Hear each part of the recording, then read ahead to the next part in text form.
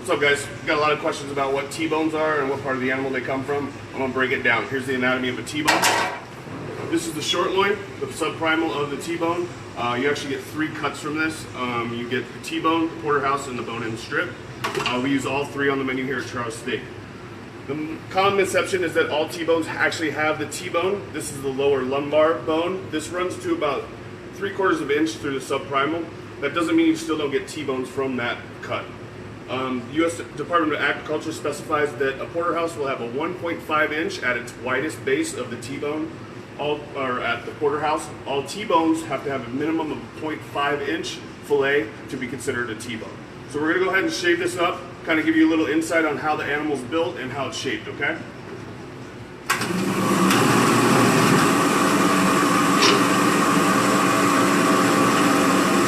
So anybody that has sciatic problems, that's the problem on the cow where the sciatic meets. So we have to shave that off, give a nice flush base so we get a good clean cut.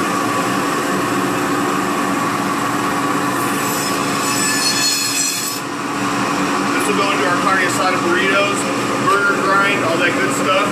Nothing goes to waste. We cut our porterhouses at about 1.25 inches here. We're shooting for about 24 ounces or 1.5 pounds. As you can see off the first cut, you have that lower lumbar that comes all the way straight down to the end of the tenderloin. That follows through on the other side, but not as far. We're trying to get about 2 porterhouses on each short loin.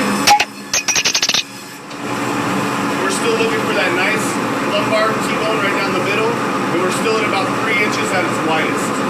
So we can probably get 1 more porterhouse out of this before we switch to our T-bones.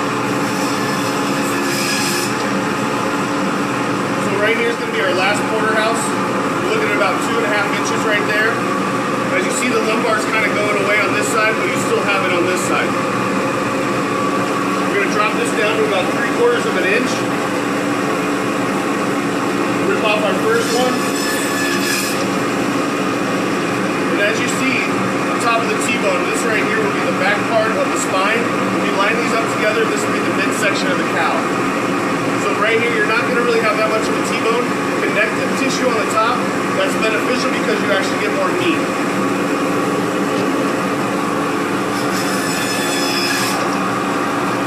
As you get further down the loin, you get that connective bone all the way down that gives you that signature T-bone. We're right at about 1.5 inches for the fillet, so we can still rip off a couple more.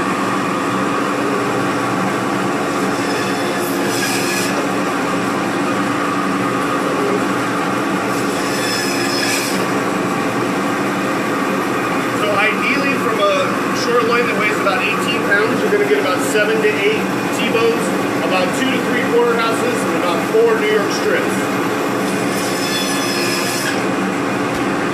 Once we're going down the short loin, we're going to start to see the fillet get a little bit smaller, so we're going to open up our guide just under about 1 inch. We weigh all of our T-bones at 16 ounces, so you get a full pound of meat. Going to be the last cut of the T-bone. It needs to be about 0.5 of an inch. We gauge ours at 1 inch, so you get the best value.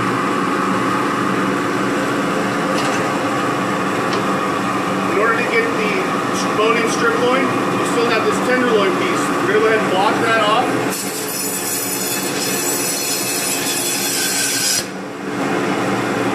Set that aside.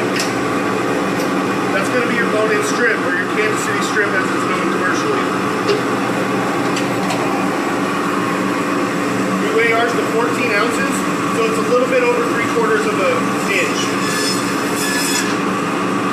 That's going to be your first Kansas City strip or bone-in strip.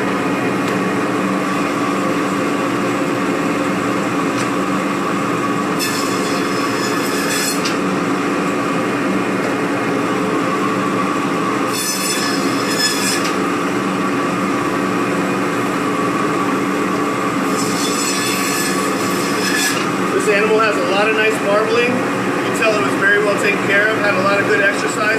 Minimal fat cap, meant that it was raised around when it was still a little bit warm outside.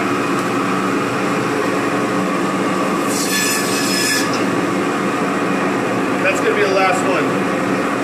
We got 3 porterhouses, 7 T-bones, and 5 bone-in strips. That's a pretty good yield for an animal for an 18-pound short loin.